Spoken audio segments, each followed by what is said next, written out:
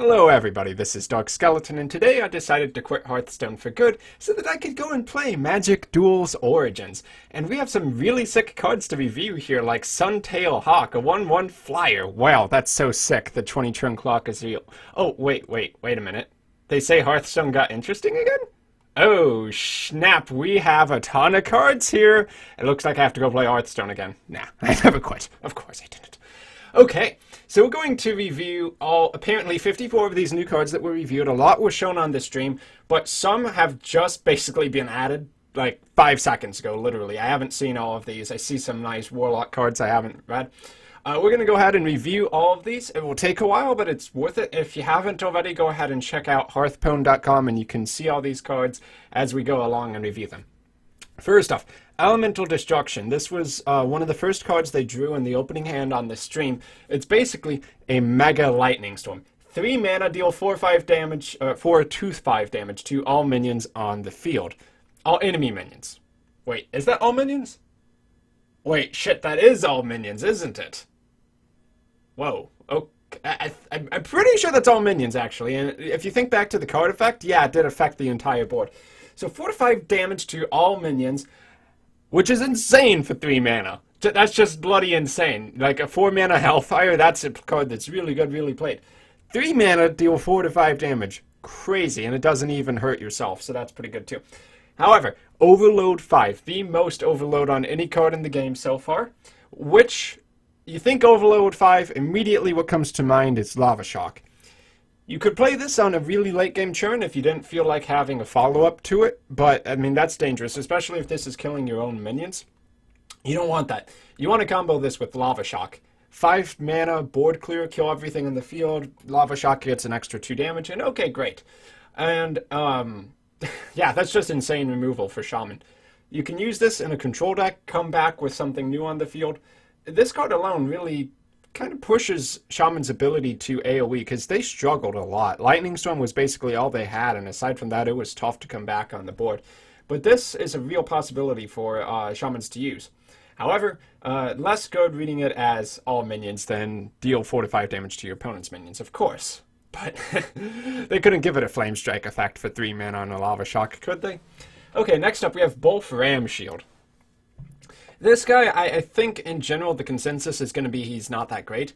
He's a 6 mana 3/9. Whenever your hero takes damage, this minion takes it instead. So it's like a taunt where your opponents don't have to attack the taunt, and it's even worse because when they damage the hero, those minions aren't taking damage. So if you don't have a literal taunt, they can just keep attacking your face, and both will take damage without killing anything off.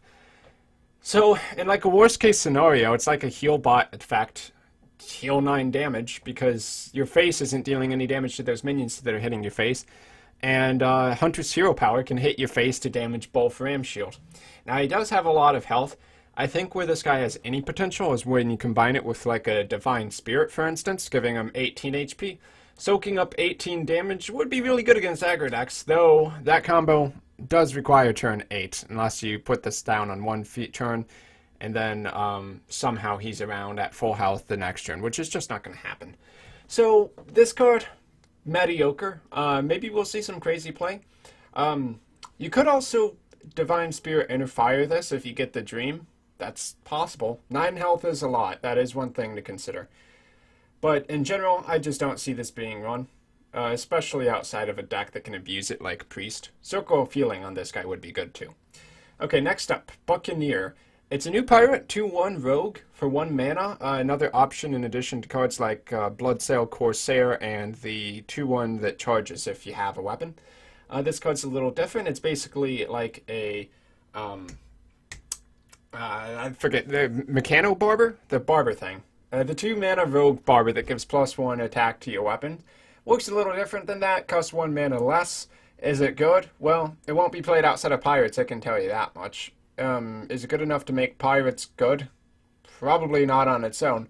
But then you take a look at our next card. We have Shady Dealer, which is a 3 mana 4/3 Battlecry. If you have a pirate, gain +1/+1, which would bring it up to 5/4 stats for 3 mana, making it, I think, the highest statted 3 mana creature in the game, assuming you have a Battlecry in the field. Now, let me think about that. Actually, that's 1 less total than a Deathlord, but do we really count Deathlord? Because Deathlord has a really bad drawback. Not to say that Deathlord is bad in all cases. It works in decks like Priest. But yeah, highest stats 3 mana with no drawback. You just have to have a pirate on the field. So, pirate synergy deck, that's a pretty dang big minion. And 5 attack is a lot for 3 mana. Okay, next up, Mistcaller. The Mistcaller, rather. This is the new Shaman Legendary. 4/4 for 6 mana. Battle card, give all minions in your hand and deck +1/+1. So you really look at this card and he's a 34/34 for 6 mana. No, of course he isn't. That's way too much of an exaggeration. This card is slow.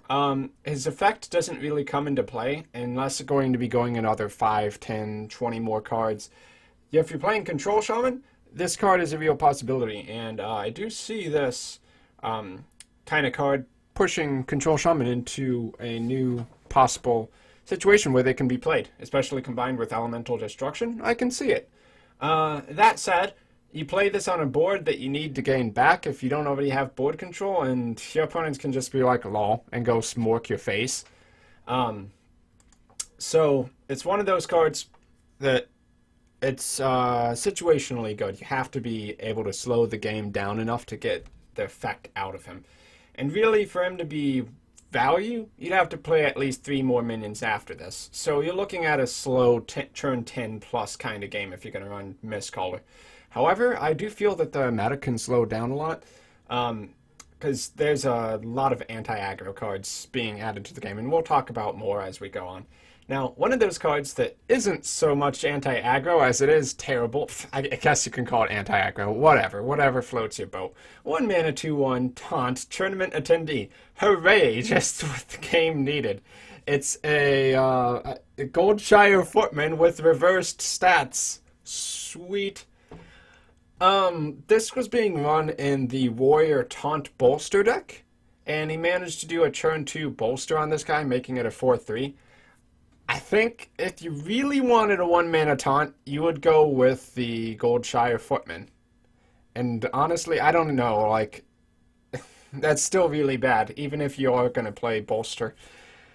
As an alternative, you could just run a target dummy that's a 0 mana, 0/2. Buff it up to a 2/4 with bolster.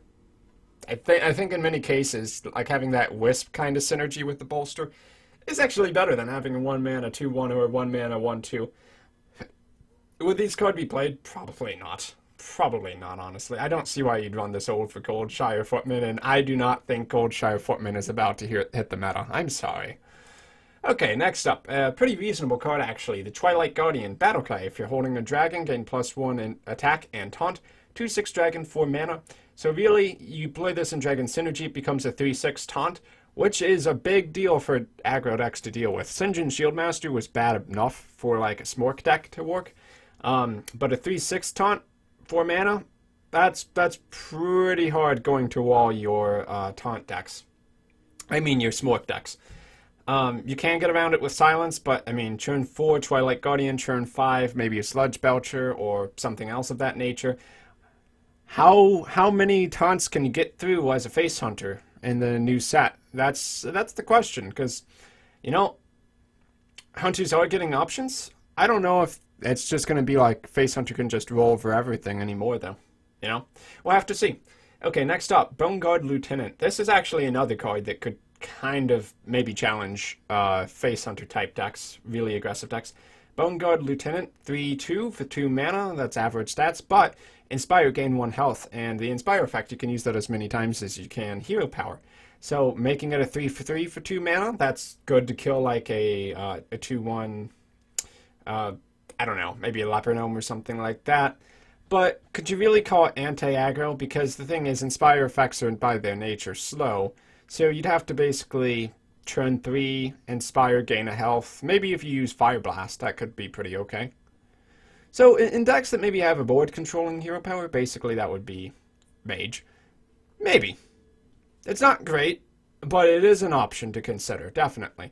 And you Inspire this twice, it becomes a 3/4. That's actually pretty dang good. Now next up, Choma.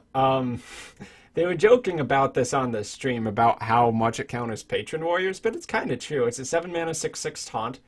You would think Abomination when you see its death rattle effect. If you're holding a dragon, deal 3 damage to all minions, which is the perfect amount to kill patrons.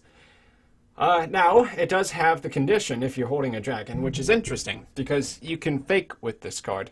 If you don't have a dragon in your hand, you might still be able to scare your opponent enough to not make their patron play, because they're just so scared of running into this guy, executing it, and just losing their whole board. Or maybe they execute it without having a board, and then they make their play anyway. Who knows? Is it good enough to play? Well, I see it getting silenced. Would a Patron Warrior run silence? If Choma became a thing where people were just running Choma so they could beat up Patron Warrior, Patron might actually need to get a silence or something like that. Who knows if this card will actually be played? It does slow down the game a bit. It's interesting. It's worth considering. It clears the board pretty dang well. Okay, next up, Sparring Partner. This card I like a lot. It's a 2-mana 3/2 warrior card. Has Taunt, which isn't bad in itself. A 3/2 Taunt isn't awful. But as a battle cry, it also gets to give a minion Taunt, and this can include your opponent's minions, so you have Black Knight synergy and all that. But kind of, it's a lot like a Sun Fury Protector that has less of a requirement. You don't need to have like 2 8/8 Mountain Giants on the field for it to be good, or 2 Twilight Drakes like a Handlock deck. You can just have one random minion on the field, taunt it up with this, and then play Bolster, make them both gigantic, like a 5/4 for this guy and a whatever for the other guy. That could be pretty good play. If you're going to play Taunt Warrior, this guy's going to be in there. Oh yeah, no question. The fact Warriors have Bolster makes this a pretty good card. It opens up a new kind of deck strategy for Warriors. Now, will we see cards like the King's Defender run with that kind of deck? Basically becomes a 3/3 weapon if you have a Taunt minion on the field for 3 mana. You know, given that they're adding cards like this, that makes it way easy to have a Taunt minion on the field as Warrior. So, maybe. I mean, 3 mana, 3/3, if you can guarantee it 90% of the time as a weapon, that's actually not too bad. Okay, next up. Calvadir Raider. It is a 4/4 for 5 mana. Inspire gain +2/+2. In every possible way except for it not being a demon, it's the same as a Floating Watcher, which is not run. However, Inspire effects, there wasn't really any synergy for that kind of thing until now. So will we see cards like Floating Watcher run? Will we see cards like Calvadir Raider run? It does have the potential to grow out of control, that is true. +2/+2 for using your hero power, that's a big buff. 4/4 as a body for 5 mana though, that's pretty bad for starters. So really you need the Inspire to make it playable, and if you get 2 Inspires, well, it makes it a big 8/8, but it also becomes vulnerable to BGH, so you have to consider that much. Now next card, I like this guy a lot, the Shadow Fiend. 3/3, 3 mana, priest card. Whenever you draw a card, reduce its cost by 1. When this card was announced, I was thinking aggro decks. And it fits the theme too, because it's a Shadow Fiend. You're thinking Shadow Priest, you're thinking Mind Blast, you're thinking Shadow Bomber. I think it fits right into that. You could Power Word Shield this, draw into another card, and then that card's going to be 1 less mana. Basically, like a 3/3 that reduces the next card you play by 1 mana, or any card you play by 1 mana, is pretty dang crazy. Of course, it's just a body, it's just a 3/3. But you'd probably use this in conjunction with Power Word Shield. You can use the new Angels of Darkness, Darkwing, Lightwing, whatever their names are, which you definitely run in a Priest deck, especially an aggro Priest deck. So there's some real powerful minions coming out for aggressive Priest decks. I think it's going to be a deck that sees a lot more viability once this set comes out. And speaking of aggro Priest, we have the next card, Spawn of Shadows, 5/4, 4 mana. Inspire, deal 4 damage to each hero as a priest card. So you heal your own face for 2 mana, you take 4, your opponent takes 4, and damn, that is so much damage. Like, if you thought face hunters could smork, how about the Shadow Priest that smorks both faces simultaneously for twice as much damage? Nuts. Now, this would be like your later game kind of finish your opponent off kind of play. You're not so worried about your own HP because when you're playing an aggressive deck, you're going to have higher HP, or you've basically already lost. Your opponent's too focused on board controlling, so taking the 4 damage, especially if you just heal yourself for 2 on the back of this, it doesn't matter. So generally, it's basically deal 4 to your opponent's hero for you using your hero power, and that's sick. And, you know, you could even go a step beyond that, maybe Shadow Form, I don't think that will happen, but Shadow Form deals 6 damage for a hero power, because you just hit your opponent's face and then you take 4. That could be nuts too. The problem is Shadow Form's just way too slow. But, you know, who knows? Who knows what could come out of this? If Inspire Aggro Priest was a thing, maybe that would make Shadow Form really good. Maybe. I kind of doubt it. I think Akanai and then just hero powering would be better. Yeah, you'd probably just run Akanai. So you use Akanai for the same effect, and yeah, that sounds so much better to me. 6 damage to your opponent's face for a hero power, though. The dream. Like on turn 6. Yeah, so sick. Okay, next up, Arcane Blast. When I saw this card, I didn't realize it could only target minions, and I was like, holy crap, that's so OP. 2 damage to a minion. This spell gets double damage from, or double the bonus from spell damage, 1 mana. So you think like, oh shit, Malygos, turn 10, deal 12 damage? Well, yeah, that's a real possibility. But you could only use it to damage a minion. Of course, if you could use it to damage face, then you just Emperor Tharzan, double Arcane Blast, 24 damage. Yeah, everybody would be running that combo with Malygos. But just using it to kill minions, that's not bad either. 12 damage Arcane Blast kills any minion you want on turn 10 with Malygos. You could run other spell damage minions, like this next guy, the Dalion Aspirant. 3/5, 4 mana, Inspire gain spell damage +1, and that means +2 damage to your Arcane Blast. You hit that twice, and it becomes +4 damage, which makes it a 6 damage Arcane Blast for 1 mana. This card has potential, and does make spell damage a lot more of a consideration in mage decks. We'll have to see, though. I think this card will be run in control decks, especially ones that use spell damage. Basically, exclusively ones that run spell damage. 2 damage to a minion isn't that great. Holy Smite isn't run, really. But yeah, the potential there is crazy. Definitely. And does make Malygos seem pretty good for sure. Okay, next up, Knight of the Wild. This was played in a Beast Druid synergy deck, obviously. 7 mana, 6/6. Whenever you summon a beast, reduce the cost of this card by 1. Now, this card, you play it initially when you draw it, that's not very good. It's more like a Bolvar 4 dragon, a good Bolvar 4 dragon, where you just knock the costs down to 5 mana, to 4 mana, to 3 mana. You could even drop it to 0 and then play a 6/6 for free. The problem is, it's a very delayed effect. It's not a card you can rush your opponent down with. If you're playing like a board control kind of game where you're just bashing each other's minions in for 10 or 15 turns, you can set up a turn where you just overwhelm your opponent by playing 1 or 2 of these Knights of the Wild. I think this is a pretty good card. Will Beast Druid become a thing? It's seeming more and more possible. I would definitely run this in a Beast Druid deck. And in addition to this guy, we have the Wild Walker. 4 mana, 4/4. Battlecry, give a friendly beast +3 health. So along the same lines as the Priest's, what's it called? The Repair Bot 5000 or something, which is a 5/5, give +4 health to a mech. Very similar to that. Now, if you were running a mech priest, you would run that Repair Bot, just because of the value you get out of it. If you were running a Beast Druid deck, there's a good chance you'd run this guy. Because assuming you have a beast on the field, that's 7 health and 4 attack worth of stats for 4 mana, which is actually quite good.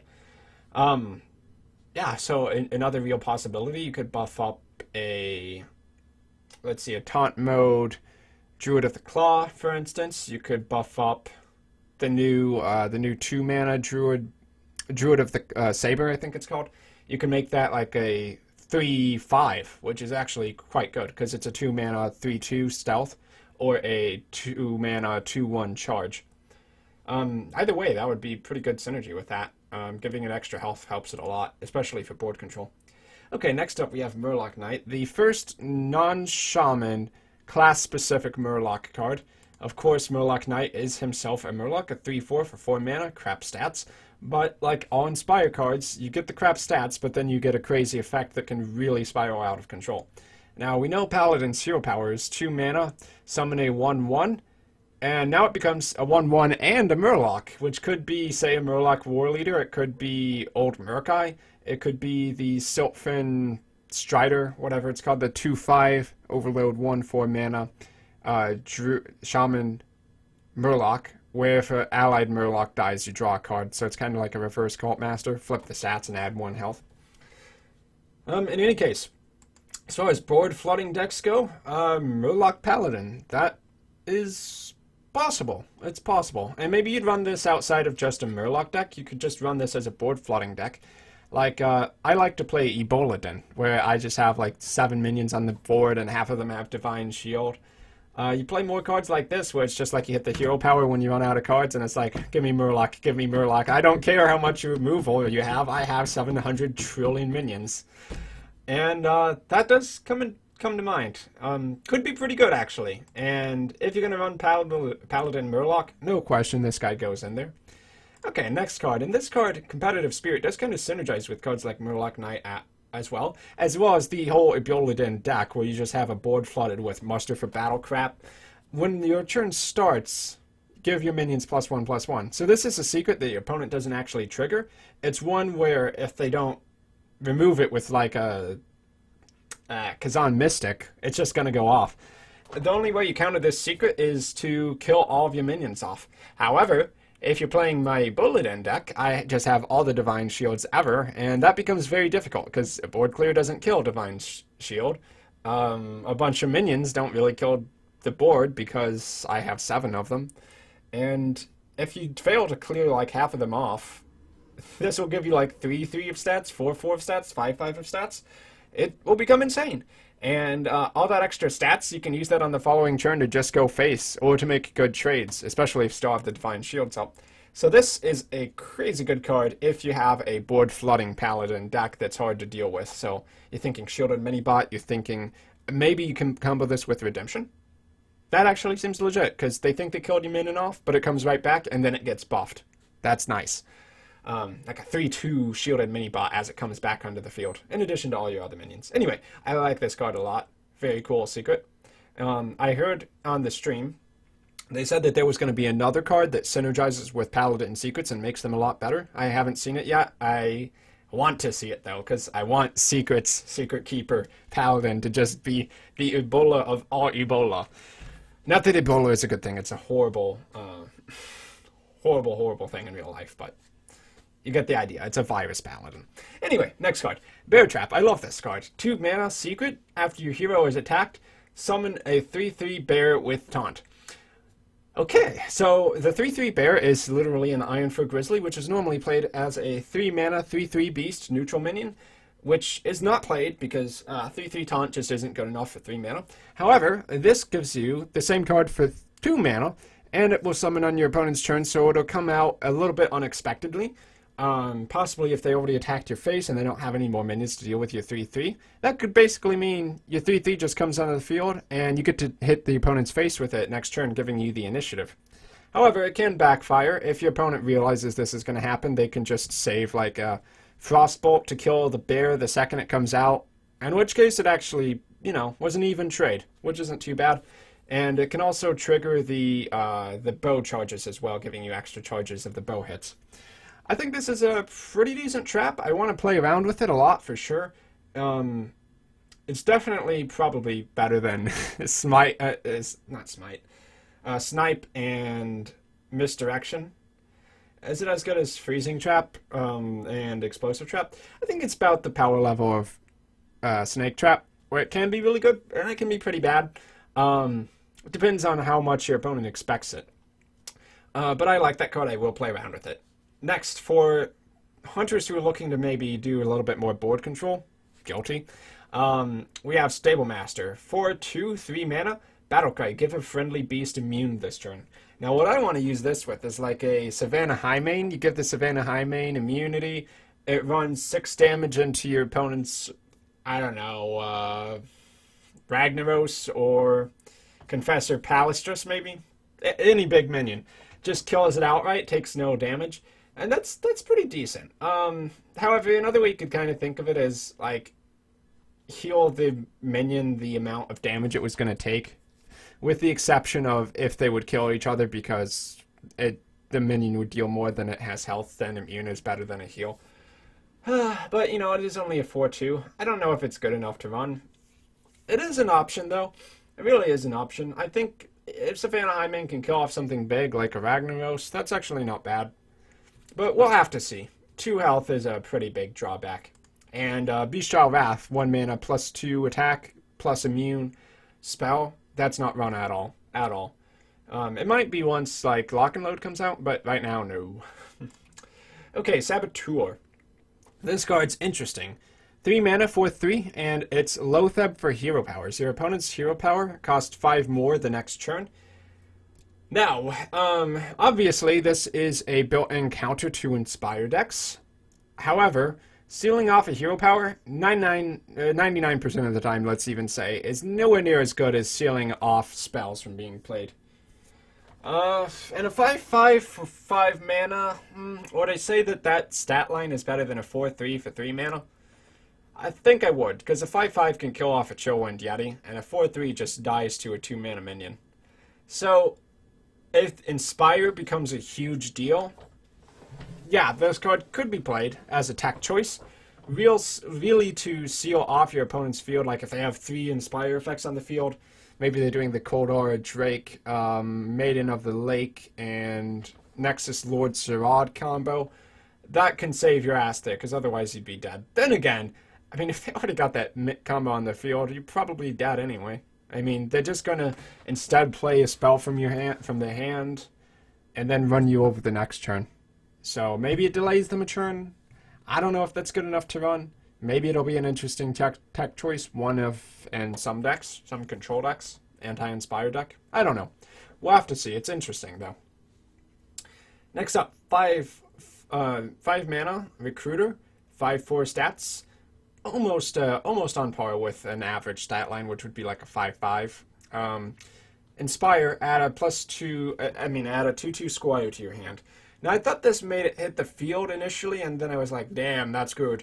I don't know how much mana that Squire is going to cost. I'm going to guess 2. Yeah, I would guess 2. So this is actually a slow card, because the minions go to your hand, and it's not really all that powerful all by itself. It's only got 4 health. So if you can kind of piddle away the game until you get to like turn 7, you get 7/6 worth of stats for 7 mana. Well, actually 8/7, because you get the 1/1 Silverhand Knight as well, or Recruit. It's alright in that circumstance. It becomes a lot better when you get more than one Inspire effect, like all Inspire cards. I don't know. Is this card good enough to run? It's very, very slow. It does have the potential to just make your opponent run out of removal eventually. You know, you play these Inspire cards that give you more dudes. It's like late gamey Boladin. And, it's possible. It's certainly possible. I don't know if I like it that much, though, because it's just so slow. We'll have to see. If you're going to do late game control Paladin, like double Quartermaster, double Recruiter, maybe. It's hard to say. I just feel that may be too slow. Because you need to summon the Squires, too. Okay, next up. This card is bonkers. Confessor Palastrus. I think this was actually the, with the Silverhand order. Like, there was a instance, Scholar Stratholme? No. It was by the Undead starting zone, anyway. And it had all of the Silverhand. No, not the Silverhand. Shoot, what am I thinking? The Scarlet Crusade. Like you're thinking Scarlet Crusader, that's where this set comes from, I think. Because this is the female leader of them. And this is a 7 mana minion. 5/4 stats, abysmal of course. But you look at the Inspire effect and you realize how insane that is. Inspire, summon a random legendary minion. So you really think of this card, where it's realistically going to be played is 9 mana, 5/4, also summon another random legendary minion, which is potentially insane. It's another late game card for Priests. I think if Priests wants to build a late game deck, this is going to be one guy that definitely goes in there. Also makes Inspire seem a lot more good, because let's say you have a Maiden of the Lake and you get to turn 9. Maiden of the Lake's already on the board. Oh wait, no, that wouldn't work. You'd have to also have Garrison Commander. So if you have the dream, Garrison Commander, Maiden of the Lake, turn 9 or turn 10, you get to Inspire this twice. Just summon 2 legendary minions and you win. And in the right circumstances, it definitely does compete with the new Warrior Legendary, Varian Wren. It'll be interesting to see which deck can be the more grindy late-game control deck of all. Hard to say. I mean, it's kind of been an internal battle up to this point. Priest and Warrior, and kind of Handlock too. So slow and so grindy. often they can go to fatigue. We'll have to see. I think that's a really sick legendary, though. That said, there are some really weak legendaries too, like Lore Master Cho, so you can screw yourself over some games. Okay, next card, King's Alec. I like this guy. 2 mana, 3/2 beast for Hunter. Battle Cry. If you have a minion in each deck, basically Joust, if yours costs more, draw that minion. Now, obviously, you cannot run this very well in Face Hunter decks. You can maybe run it in a mid-range deck, but I think it would work best the later game your deck is. So maybe if you're playing like a King Crush deck or a Gazrilla deck, maybe you could run King's Alec. It's definitely late game control. Another option that comes to mind, they're adding in more spells for hunters, so you could do like mostly spell control, have a few early game minions, but then mostly rely on like Animal Companion or Bear Traps to get minions on the board, and then your early game minions would be like a King's Alec, which allows you to pretty reliably draw you into other cards like your King Crush, your Savannah Highmanes, and then late game, you just have these sick hunter minions, and you actually manage to play a pretty good control game or a late game burst. Something like that. It's becoming a possibility. And there's a new hunter spell called Power Shot. We'll get to that one as soon as it appears in this list. It's really, really good. I like it a lot. Definitely opens up controlling the board as hunter open a little bit more than it already has, because multi-shot and explosive shot were already pretty good. It's just the overall deck wasn't there to support it. Okay, next up. Dragonhawk Rider, 3 mana, 3/3. For some reason, it's not a Blood Elf like it was in Warcraft 3. They decided to add a Goblin onto it, which is a little bit ridiculous, but okay. Hearthstone was never that serious a game anyway. Inspire, gain Wind Fury this turn. So, if you like Inspire decks, it's sort of almost like having a 3/3 Wind Fury. Now, 3/3 Wind Fury flat out would be pretty crazy in burst decks or charge decks. Hell, you could like... If there was just a flat-out Wind Fury, you could play Charge, 6 mana, deal 10 damage to the face. And then you could even Abusive Sergeant that. You know, more combos. Whenever you have Wind Fury, the power combos, whenever you can buff it up, is crazy. However, you do need to Inspire. So, if you're going to play this, you probably want to run it in a deck that does not have a bad hero power for aggressive kind of plays. So, maybe some kind of hunter deck, because you use your hero power to deal 2 damage to the face, you Abusive Sergeant this, it becomes 10, like 5/3 Wind Fury, schmork the face for 10 damage, plus 2 from the hero power. So that's like a 3 mana to put this guy out on the field, and it survives 3 more mana to make it basically deal 12 to the face with the hero power. And that would be crazy. 3 more mana and an Abusive Sergeant. I don't know if it's good, though. Inspire seems too unreliable of an effect to get that Wind Fury off, so I think this card is not going to be run. A 3/3 flat-out Wind Fury might be. I mean, a 2/3 Wind Fury isn't good enough. We have that one Orc that's a neutral minion that just has Wind Fury flat-out, and that's never running anything. I don't even think people really draft it for Arena. It's pretty bad. So probably an unrunnable card, but interesting. Next up, Captured Jormungandr. 7 mana, 5/9 beast. That's really all there is to it. Now, I do like this minion because it's like a Core Hound that actually has a good stat line. 9 health is a ton, and it's also beast, so you could run this in Beast Druid and Beast Hunter and get some synergy out of that. I don't know if you would run this with King's Alec. Would you just want the Savannah Highmanes? Overall, Savannah Highmane still seems better to me, but do you want more huge beast minions like that? It's hard to say. You could Defender of Argus this up, make it a 6/10 beast, which is pretty dang crazy. It's not awful.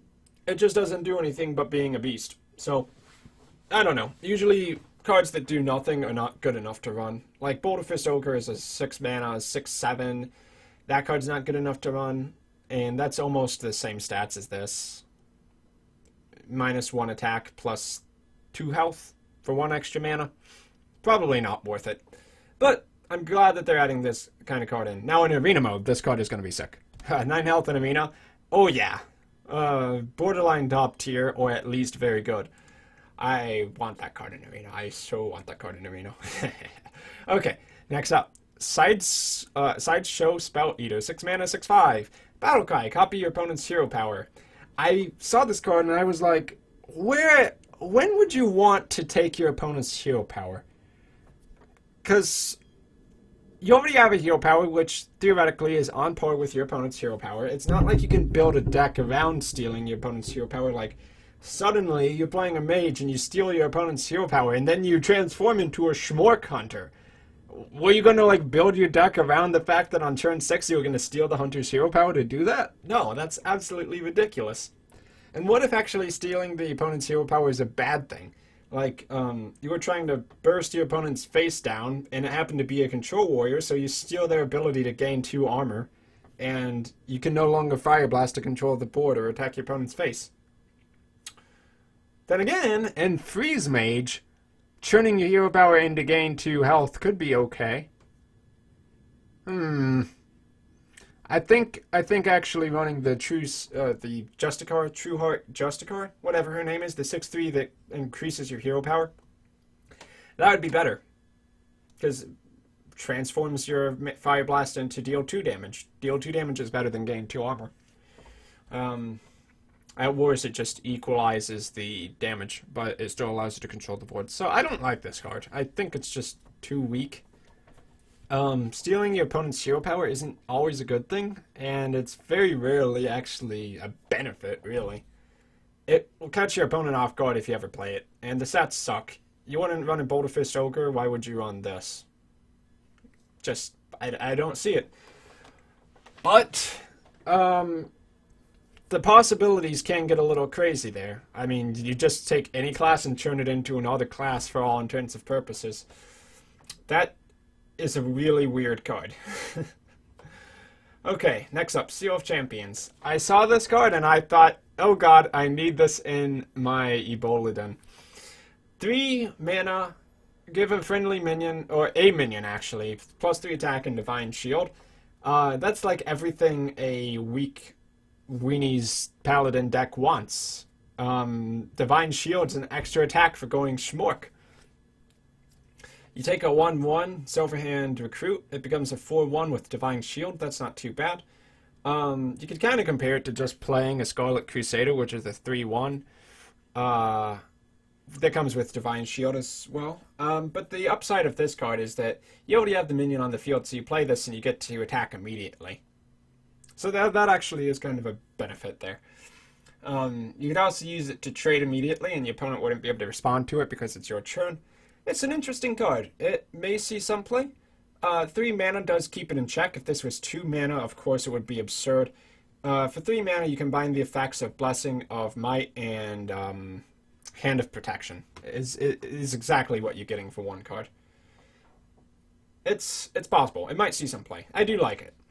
Okay, next up, Refreshment Vendor, aka the end of aggro decks. 4 mana, 3/5, Battle Cry, restore 4 health to each hero. Maybe that's a bit of an exaggeration, but you're an aggro deck, so you haven't taken any damage, so, you know, the restore 4 health to you is irrelevant. Or if you have taken any damage, it's not what's important.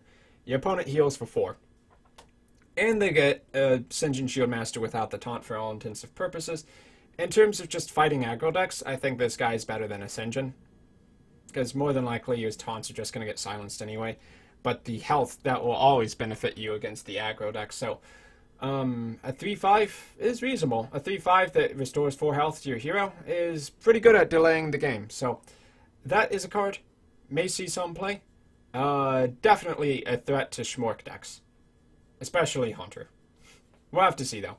Will that be enough? Because, I mean, with all the new cards that do come out, it also increases the potential power of any kind of Face Hunter deck, opening them up with new possibilities. Next up, we have Pit Fighter. It's a 5 mana, 5/6, the first 5/6 in the game for 5 mana. It doesn't do anything else, of course. That's because it has a superior stat line. You could kind of think of it as give up the Loatheb effect to gain 1 HP. Is that worth it? Probably not outside of Arena. I don't think it'll see Constructor play, but it's a really good Arena card. That's for sure. Yeah, not too much to say about that. It's a solid common for new players to use, for sure. Magnetar Alpha, 5/3, 4 mana. This is basically a Foe Reaper 9000 mini version. And one downside is it has a lot less HP. So you attack a minion, more than likely, this minion hits the board if you don't charge it somehow, like with the Charge Warrior card. They're going to remove it. They're going to see like, oh shit, this thing's too big of a threat. It needs to die instantly. However, if it does live, you basically get to deal up to 15 damage worth of damage to your opponent's minions, which is ridiculous. Where I see this card actually being potential is either you find a way to stealth it or you find a way to protect it. Maybe you play this on Taunt Warrior, actually, because they'll have so many taunts it'll be hard to get to this guy. That's a possibility. And then you use this guy to just wreck their field, and there's nothing they can do about it. I could see that. Another possibility, you play Charge, 7 mana. It becomes a 7 attack, run it into their middle minion, and you deal 7 damage to 3 minions on their side of the board. So 2 cards, 7 mana, destroy 3 minions? Maybe. I think I might like the taunt play a little better, though. Like, you put this behind taunts, and then as a 5-3 stats, it's not horrible. I mean, that's a really powerful effect. So if you can protect this with taunts, it gives you a reason to actually play taunt minions as warrior. So maybe it'll see some play. Maybe. We'll have to see. Okay, Undercity Valiant. It's a 3/2, 2 mana, rogue card, combo deal 1 damage. Essentially, it's SI7 Agent Mini. If you, say, backstab on turn 2 and then play this on the back of that, it can shut down face decks really quickly, because deal 1 damage, that's enough for a Lepernoon, that's enough to kill an Abusive Sergeant. The backstab will kill off the Knife Juggler, and yeah, shuts them down completely, even quicker than an SI7 agent would. And then if you combo, like SI7 agent next turn, and kill another 2 minions, maybe have the double backstab Dream Hand, they just lose, basically. I mean, what are they going to do on the back of that? Just die, pretty much. Okay. Next up, Void Crusher. 6 mana, 5/4 demon, Inspire. Destroy a random minion for each player. I don't know about this card. I like the idea behind it. It makes me think of Twisting Nether. It's probably too slow. So turn 8, you could play this. You would have to already have a board for this to be worth it, because you don't want to kill your own 5/4 demon, do you? You're not really going to play... Well, actually you could. Turn 8, Void Crusher, life tap. Void Crusher dies. Your opponent's Ragnaros dies. And you draw a card. 8 mana, remove 1 minion from your opponent. Remove a random minion from your opponent's board and draw a card. No, that does not work. If this guy's going to work, it's basically got to be on a board where you have 4 imps that you don't mind sacrificing, and your opponent has 1 minion on the board, and it's like a Ragnaros, something big and controlling. You get the good RNG, you sacrifice a minion, like an imp, and you kill their Ragnaros. I think this card can still kill itself, though, so you could get the bad RNG. I mean, even if that happens, it's bad, but it's not terrible. I mean, you still kill their minion. But it all relies on your opponent also not having too many minions on their side of the board. Against aggro, this is an abysmal card. Like, beyond abysmal. Unless you have more Nerubian Egg cards where you're just trying to kill your own minions intentionally, it seems pretty bad. I guess it has Dreadsteed synergy. You kill the Dreadsteed, you get 1 back, you lose nothing. It's possible. I do think, reading the card, it can destroy itself. If it couldn't destroy itself, it would be a lot better. But then maybe it would be too good. No, I think even if it couldn't destroy itself, that would still be reasonable. It might make it more playable, but it wouldn't make it OP. Anyway, moving on. Tiny Knight of Evil. 3/2, 2 mana. I don't know what's on that. Is that like a gnome on a fell... what are those even called? Fell dogs? Something like that? I remember they can silence you in World of Warcraft. Anyway, whenever you discard a card, gain +1/+1. So you may remember Fist of Jaraxxus, 4 mana, deal 4 damage to a minion. A random minion, I think it was. No, it's just a random target. It can hit face. Or, if you discard it, activate its effect for free. So, you're getting more cards that, or when you discard a card, get some good shit to happen. You discard your Fist of Jaraxxus, you deal 4 damage, and then this card gets 1 +1/+1 becomes a 4/3 for 2 mana. It's interesting synergy, but do you really want to play a discard card deck with just like Doom Guards and Soulfires? I don't know. Seems pretty bad to me. They would need more cards like this to even begin to justify that. Discarding a card is one of the worst things you can do to yourself in the game. Okay, next up, Power Word Glory. 1 mana, choose a minion. Whenever it attacks, restore 4 health to your hero. Okay, this card's interesting in 2 ways, one of which I missed when I originally glanced at it. First off, fights the hell out of aggro decks. You put this on a minion, your minion attacks something, you heal 4 to your face. Almost have like having an Illuminator in secret stacks. It's just like your opponent has to kill your minions, period. And you've already healed yourself for some HP. It's just a nightmare for aggro decks to deal with. It's like as bad as of a nightmare as playing a heal bot into a mid-range hunter, and then them having to deal with the heal bot because their freezing trap will return your heal bot to your hand, and you can play it again for 7 mana, heal 8. It's really good anti-aggro. Not much else to say about that. I mean, really, are there more situations where you'd want to play this? Maybe, like, if you were considering playing this over Healbot, that could be a possible situation. You could get multiple uses of this. If the minion lives a turn, it could heal for 8, and that's a lot of value for 1 mana. Comparing this to Flash Heal, it's 1 less mana up front, but it's also more versatile. Now, here's the thing, though. You can use it on your opponent's minions, too. So, for all intents and purposes, if your opponent's playing a face deck, you could basically say, like, 1 mana, neutralize a minion for good. Unless, of course, they're going to silence their own minion. Which is possible. But that's actually not too bad. Silence a minion. Like, what if they have, like, a Savannah Highmane? You play this on that. Basically neutralizes the Savannah Highmane. Oh, and then they'd have to silence their own Savannah Highmane, thus killing off their 2/2/2s. That sounds pretty devious to me for 1 mana. Might see some play. Depends how much priests need to fight those aggressive decks. Very comparable to a Paladin's Blessing of Wisdom card. Though I think Blessing of Wisdom is more for aggro decks, because you get that card draw for cheap, where this just gets you healing. Okay, next up. This is the Hunter card I was talking about that just opens them up to control stuff way better than they could before. Power Shot. Deal 2 damage to a minion and the minions next to it. For all intents and purposes, that's basically a Consecration for 3 mana.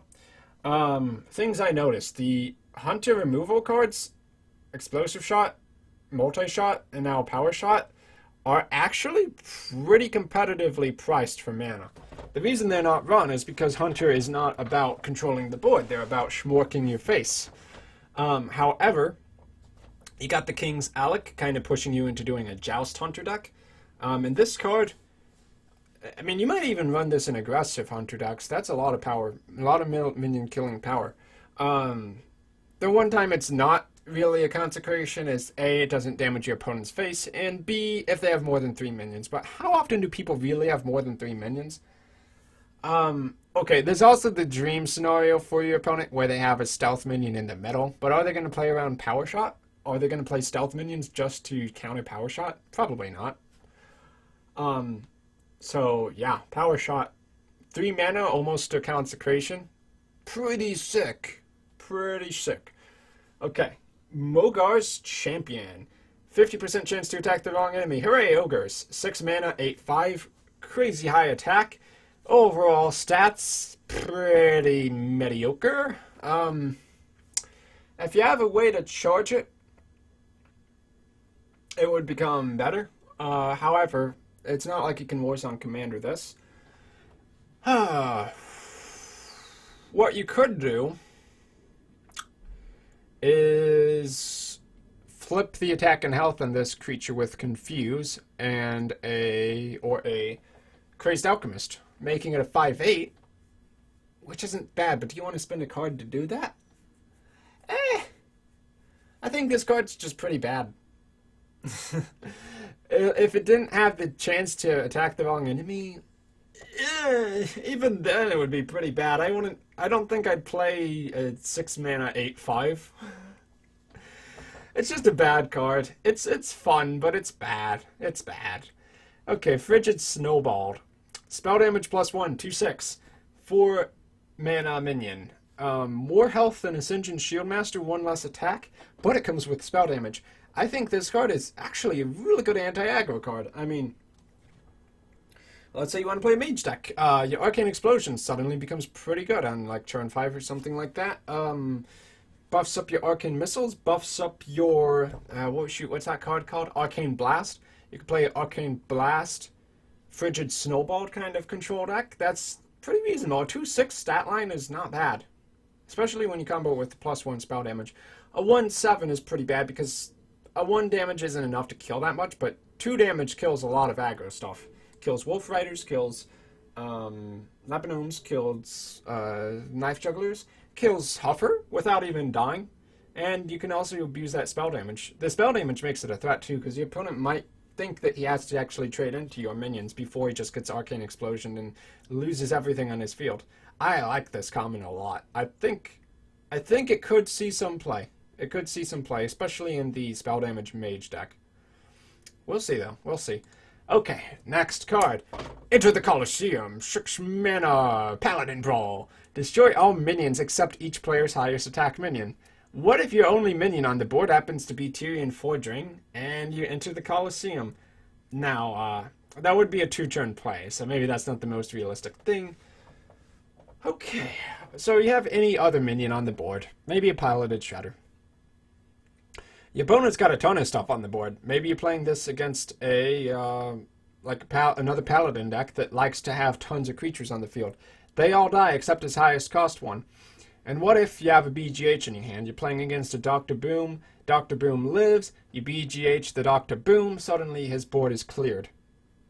It's a pretty powerful card. Is it as good as Brawl? Well, you do get to keep your highest attack minion 100% of the time. I think what makes this worth an extra mana over Brawl is that you know exactly which minions are going to come out. So you can Humility whatever comes out, whatever they survive with, or you could the 3/3 version of Humility. Shoot, the Rule Maker. Follow the rules. You guys know which card I'm talking about. Or you could just BGH it. So full board clear possibilities for Paladin really just opened up, and that is sick. Control Paladin. Control Paladin. With a card like that, I could see it. Brawl's one of the cards that makes Control Warrior a thing. Enter the Colosseum might make Control Paladin a thing. Moving past that mid-range into the late game. Nice. Okay, next Priest spell. Convert. 2 mana. Put a copy of an enemy minion into your hand. So it's sort of like a Gang Up, but probably a lot better, because you draw the card immediately and you don't put them in your deck. Gang Up is unplayable because it's just so dang slow, and like Mill doesn't work yet in Rogue. Not to where you could make it to Legend easily. But Convert. You could steal your opponent's Ragnaros off their field, immediately play it, take the 50% chance of sniping the Ragnaros, and hooray, you win the game. That was what came to mind for me. Also, just like, if you're running out of cards and you wanted to draw something big, just take whatever your opponent's playing. And in Constructed, your opponent's going to be playing good cards, so maybe there's something that just has a game-winning effect, like Ancient of Lore. You take their Ancient of Lore, you draw 2 on the back of playing it on turn 9. So you convert, get an Ancient of Lore, play it immediately, draw 2 more cards. That's pretty dang good. Is it good enough? It's maybe going to make it into Control Priest. I don't know if you would run this in aggro. I don't think you would, because you have to pay the 2 mana to get the card, and then you have to pay whatever the mana cost was to play it. So it's not a tempo card. It is a control and getting the card you want specifically when you need it kind of card. Like, you see something your opponent's playing and you realize that could be a really good card for you. Like, for instance, they have a big minion on the board and they BGH'd your minion. You convert their BGH and then you BGH their minion back. That's a play. Has some potential. I like it. Okay, next up, Fencing Coach. 2/2, 3 mana. Battle Cry. The next time you use a hero power, which could be this turn, it costs 2 less. So basically, you're getting a 2/2 body and a free hero power. And an Inspire deck? That can be pretty okay-ish. I mean, it's not like reducing the cost of your next card by 2, because a hero power is about 1 mana worth of stats whenever you use it. Like a pay 1 mana, deal a damage ping off a creature kind of effect. Even then, it's not necessarily even worth 1 mana on a card. But it is an effect, and it does synergize really well with Inspire cards, because you can save this Inspire bonus until you actually have a chance to play a Inspire card. So turn 5, you Nexus Lord Sirad, you Inspire for free, you get to use the hero power for free, and you draw a card to your hand, a random spell out of the void. That's sick. You play this in Inspire decks, and I think you would run this because getting a 0 mana hero power, it's combo potential. It's real combo potential there, and that's good. That's really good. Oh man, you could even use it with Kodo Rider. Turn 6, you get 2/3/5s. It's almost good. It's almost good. Well, 2/3/5s is actually pretty good for 6 mana. But you really want to get 2. You want to get 2 extra Kodos. You want 3/3/5s.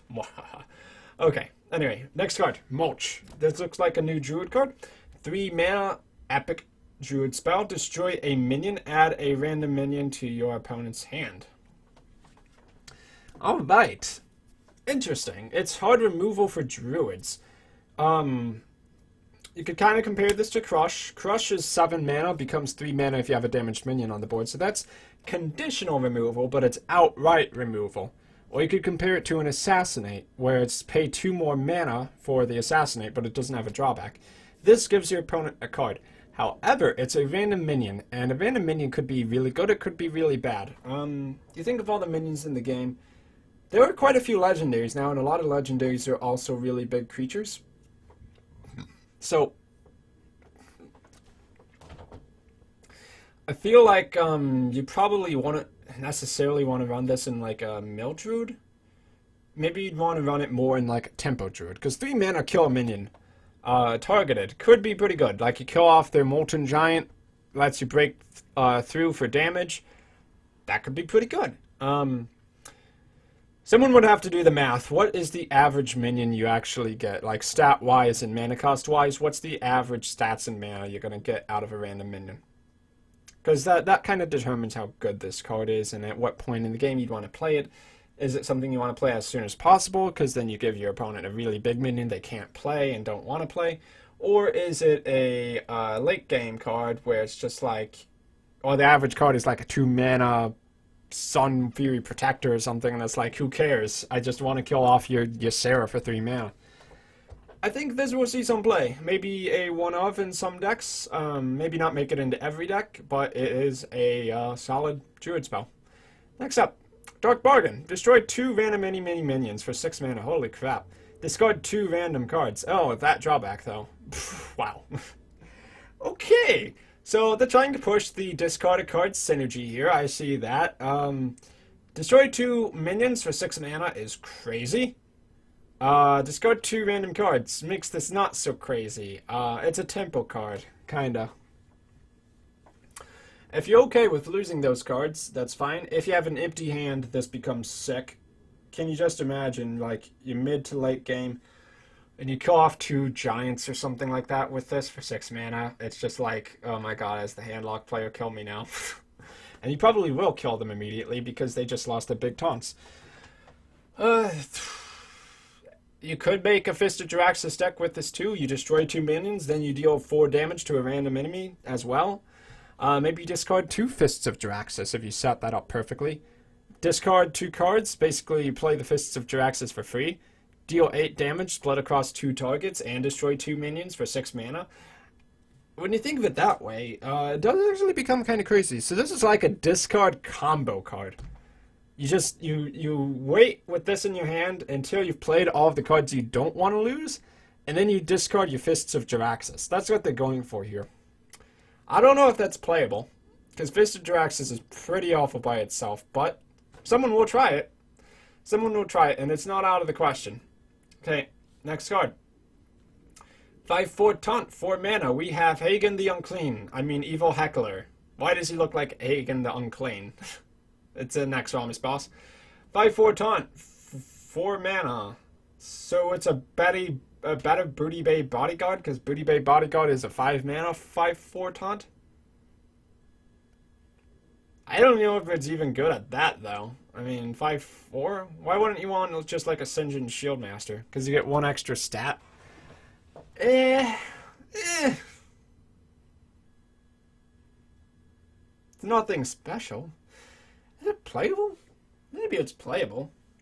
The upside is that it blocks higher attack minions, too. If you make it like a 7/6 with Bolster Warrior? I don't know. It's nothing special minion. The stats are okay, though. And Taunt is a nice effect. Maybe it'll see play. I doubt it. But maybe. In Arena, that's actually an okay card. It's probably average. Dread Scale. 3 mana Hunter Legendary. Finally, a Hunter Legendary that doesn't cost 7 mana. At the end of your turn, deal 1 damage to other minions? But that was supposed to be my Schmork Legendary. 4/2 Beast. Huh. So, it's a low-cost legendary that has nothing to do with being an aggressive deck, but it is good at controlling the board. It's sort of like playing a young Pyromancer.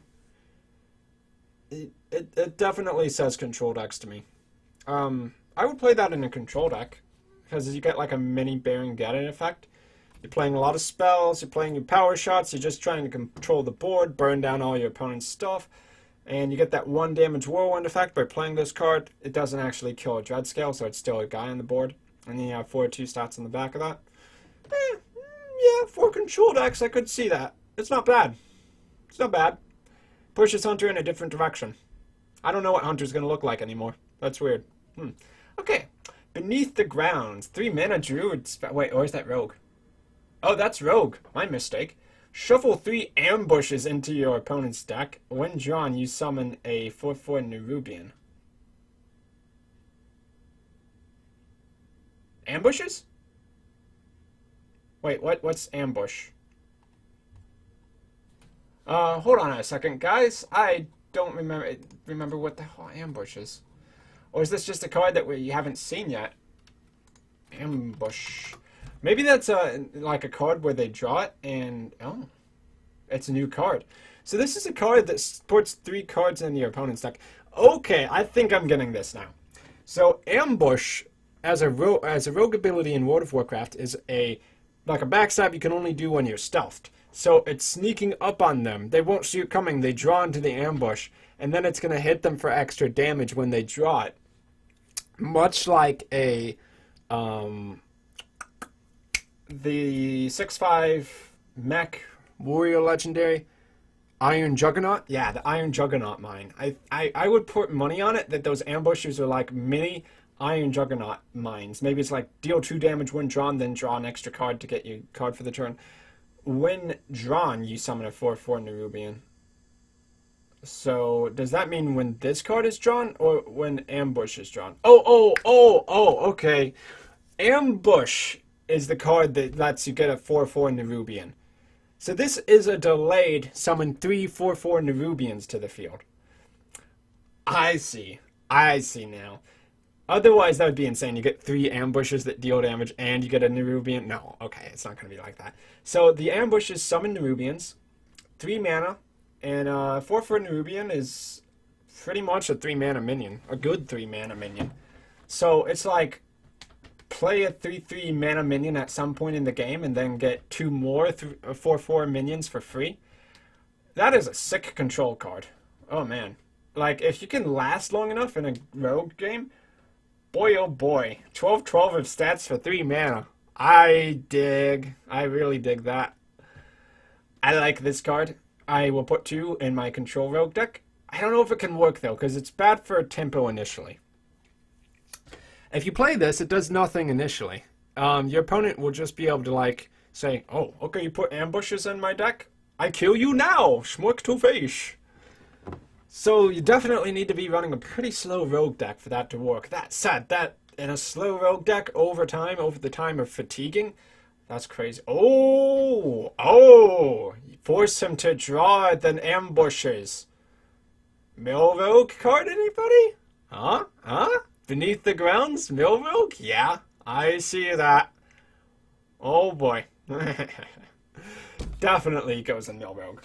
Without question. But then Mill Rogue doesn't really become Mill Rogue. It just becomes like deck them out and then I have a field of ambushed Nerubians. Well, then you have two win conditions. You can win condition by getting an overwhelming churn of like multiple free Nerubians on the board, or you can literally just deck them out. Yeah, interesting. Really cool card. I like it. Okay, 7 mana Acid Maw. 4/2 Beast, what the hell? Whenever another minion takes damage, destroy it. Okay, so you play this on turn 10 with Unleash the Hounds. Turn 10, kill every minion your opponent has.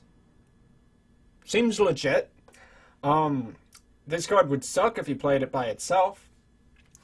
It would be a good Joust card because, you know, it's a 7 mana minion after all.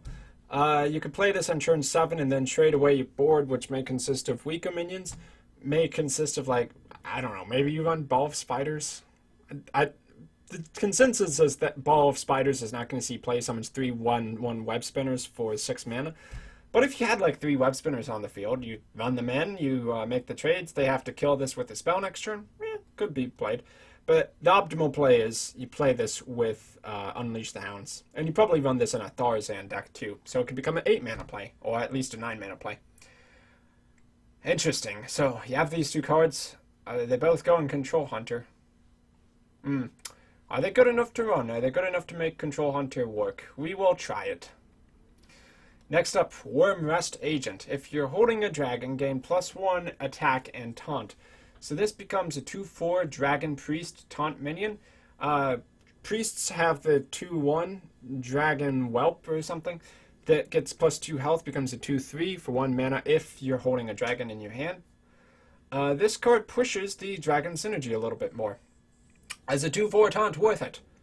If you can make it happen regularly, hell yes, that's really good stats. That's a really good taunt minion. As a 1/4 without the taunt, it still fights aggro pretty well. And that helps. Will it see play? Hard to say. You know, can't really say for sure. If Dragon Priest becomes the thing, they'll probably try to run Wyrmrest Agent, and I think it'll be a good card to play in that. It does smooth out the curve for Dragon Priest a bit. You have your turn 1 Whelps, your turn 2 Wyrmrest Agents, your turn 3 Blackwing Technicians, and then you get your dragons out. And that could work. Okay, next up, a new version of Polymorph. Polymorph Boar, 3 mana. Transform a minion into a Huffer, 4/2 boar with charge. Is that good? Well, you compare it to Polymorph. You make it into a much better minion, but you cost 1 less mana to play it. So, in many cases that is worth it, because you would normally like Fire Blast the minion off anyway with normal Polymorph. With this one, you could Arcane Missiles the boar away. You could ping it and run a 1/1 in. You could just trade a 3/2 into it or something like that. Or you could put up a taunt minion. But 4/2 Huffer, you're probably going to want to remove that. So if you have the removal to follow it up, then Polymorph Boar is okay.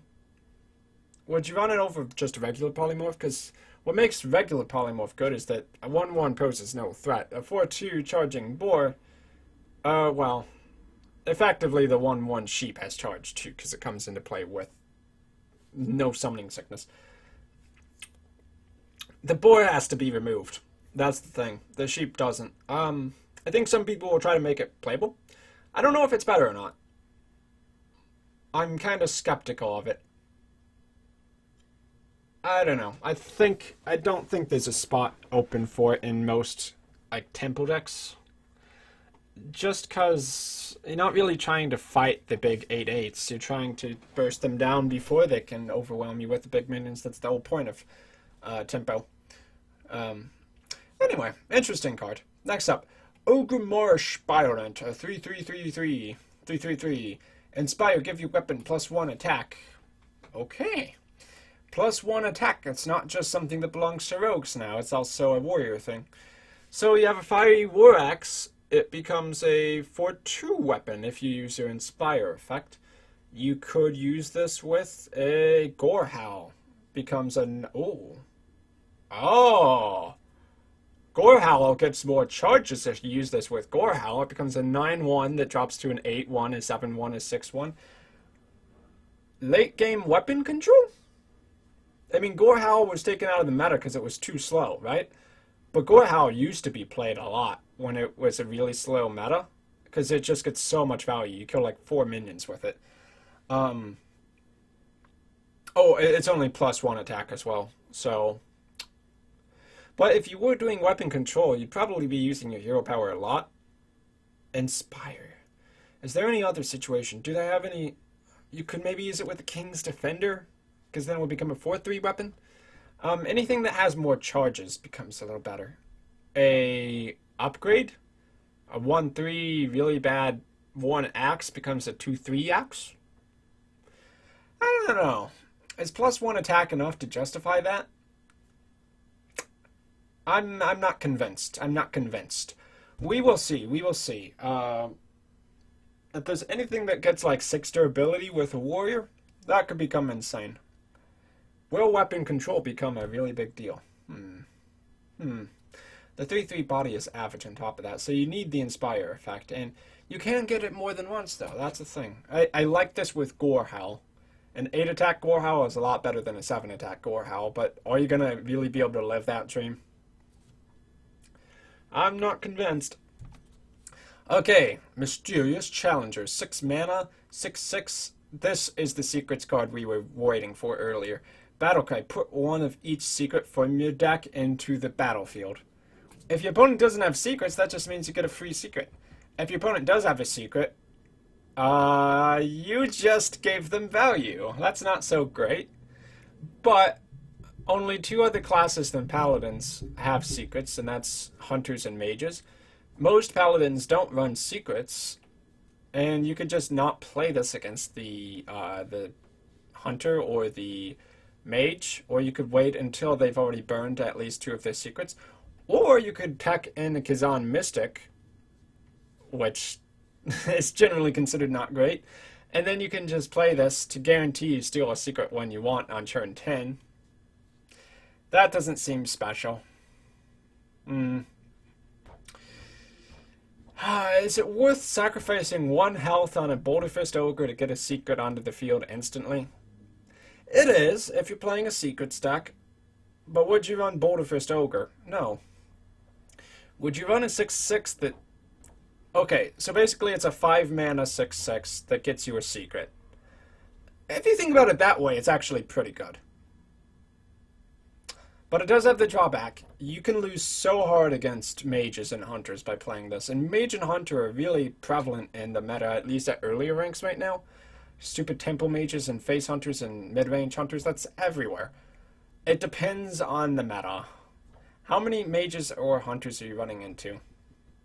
If mage or hunter dies down and secrets just aren't really played that much, then you play this, and 9 out of 10 times you're just getting a secret, your opponent's getting nothing, and you get a 5 mana, 6/6, plus you play a secret from your deck. So you're basically playing 2 cards for 1, and 6 mana in total, and you get a really good minion on the back of that. If you think about it that way, Mysterious Challenger is actually pretty good. Problem is, it's not a very aggressive card because it's a 6 mana card to play. I don't know if that could fit in like an aggro deck. Maybe it could fit in a late game board control deck where you have the secret where, the one we mentioned earlier, the new one, Competitive Spirit, a late game competitive spirit deck. You just have so many minions, your opponent's been grinded down, they have no more ways to remove your board, and you're just flooding it with more Inspire effects, more Squires, more Silverhand recruits, and they just give up. They just can't kill your stuff. So you battle cry this out, you get the competitive spirit, and next turn all your 1/1s become 2/2s. And then on the back of that, you play Quartermaster, and you have a field of 4/4s, and they're totally finished. I could see that. We'll have to see. It's an interesting card. Not as OP as I thought, and probably not the Eboladin card I was looking for. 3 mana Ice Rager, 5/2 for 3 mana. So instead of buffing Magma Rager, they just made a slightly less terrible version of it. Is a 5/2 worth playing for 3 mana? Probably not. Now Magma Rager is never going to see play, though. Oh my gosh. They just took Magma Rager and made a better version of him. Wow. Okay, Blizzard. Okay.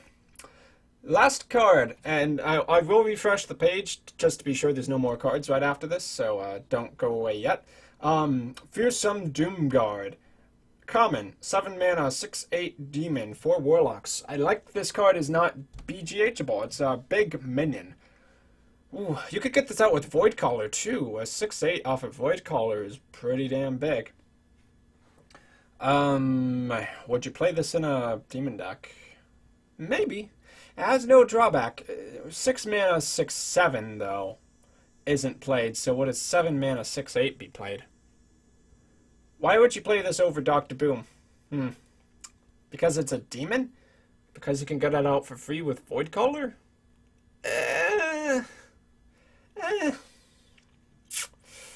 I don't think that's justified. I think this is more of a card for newer players, and I think you would still just play the Jaraxxus Mal'Ganis Dr. Boom. Or you get the Doomguard out. Or you get a second Voidcaller out. But it's not a bad card. It's just not special. It's not great.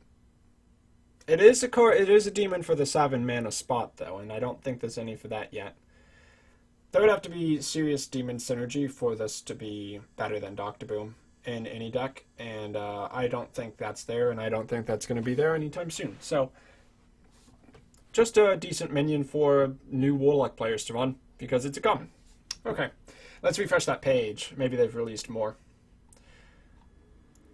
Did they? I think stuff just got moved around. Let's go back up to the top and look really quick. Okay, saw those. Ba ba ba ba ba ba. Yep.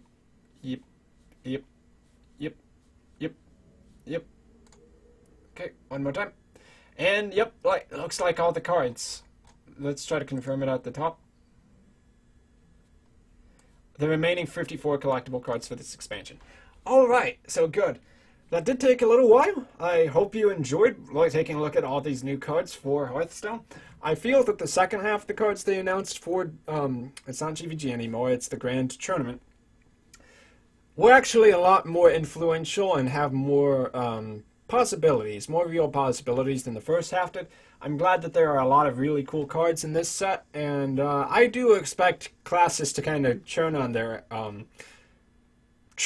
entire meta. Like Control Hunter, a lot more viable now, I think. Control Paladin as opposed to early game or mid-range Paladins. Yeah, sure. Aggro Priest, that's another one. That's definitely being pushed in this expansion, and I think more so than Control Priest is. And Taunt Warrior, that's just a weird kind of deck to build, but does seem like it has some possible viability there. Oh, and Control Shaman too. So, will be really awesome to see when they release it. No release date as of yet, but given that they've announced all the cards so far, it shouldn't be too long. So, I've been Dark Skeleton. I hope you enjoyed taking a look at all these cards with me. And until next time, I will see you then.